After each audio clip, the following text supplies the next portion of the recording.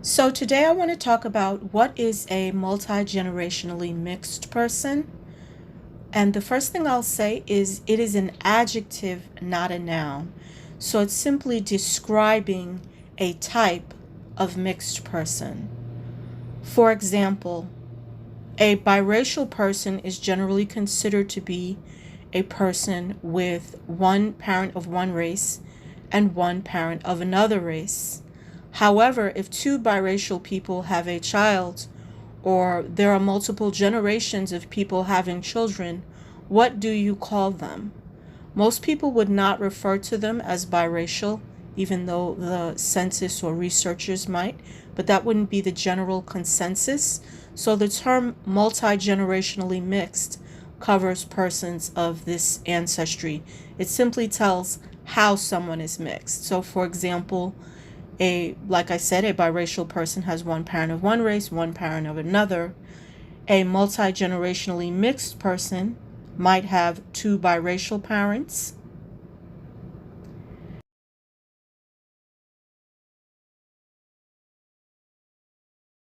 They might have one biracial parent and one biracial grandparent on the other parent's side. Or, it could be several biracial grandparents on the other parent's side. They might have two or more sets of biracial grandparents and great grandparents throughout their lineage. So, one famous example of a group of people who have this type of lineage historically would be the Louisiana Creoles, multiple generations of biracial people creating a ethnic category of their own. The next question some people have is this an official definition? And the answer is it is a new and evolving definition. It's prevalent in discussions about multiracial categorization on the United States Census in the USA. So it's a definition that's being used to kind of denote who is and isn't mixed in the United States. As such, it is only used to refer to African Americans and upon occasion Caribbean Americans with similar genomes, not other mixed communities. So some people like to take terms from one country and apply them to other countries, and in this case it would be inaccurate. This multi-generationally mixed really refers to people who are African American and have a history of biracial parentage. It is rarely used for persons of mixed Asian ancestry as well. Okay, so as you know, if you look back throughout history, there were not a lot of Asian people in the United States prior to 1965 or so, and they did not necessarily mix races with African Americans. So it happened, but it's very, very rare. So usually multi-generationally mixed highlights the ancestry of white, black biracials historically in the United States, including up to today where you have multiple white, black biracials having children, or white, black biracials having children with other mixed people. So, they may have children with someone from Hawaii who may have some Asian ancestry, some, Native Hawaiian ancestry, as well as some African American ancestry. So that is also includes a multi-generationally mixed person, because it's simply talking about people who are mixed historically. Okay. Some people try to extend this category broadly to all African Americans. That's in a video in and of itself. Okay, that's a conversation in and of itself that is separate from this. And they're, want to extend the parameters of what a mixed race person is. Maybe some people from other countries want to get in on this discussion and claiming that all African Americans are mixed.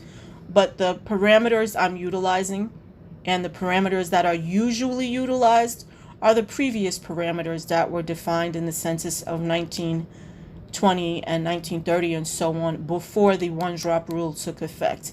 And that equates to roughly 1/8 to 5/8 sub-Saharan African ancestry, with the remaining ancestry being European, or of course those other communities and ethnicities that may have been in the United States.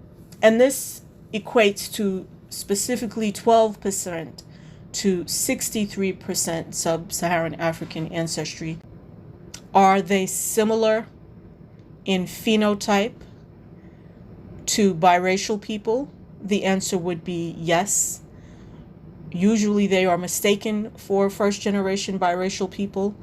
So the previous category was called mulatto, and the mulatto category, of course, was removed roughly in 1930 or so. And as a result, all of those communities now are part of the African American community. But in a lot of discussions, people feel that it's, difficult to retain a mixed race ancestry, also an African American identity, both of them together. For some people, that is another debate in and of itself.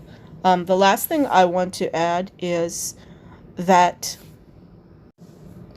multigenerationally mixed is not a common everyday term. It usually arises in discussions regarding mixed race people. So, for example, in the context of people coming into an MLS community, people will say, well, how are you mixed? And the answer might be biracial. The answer might be Blasian. The answer might be multigenerationally mixed. The answer might be some other definitions, or the answer might be lightskin, African American.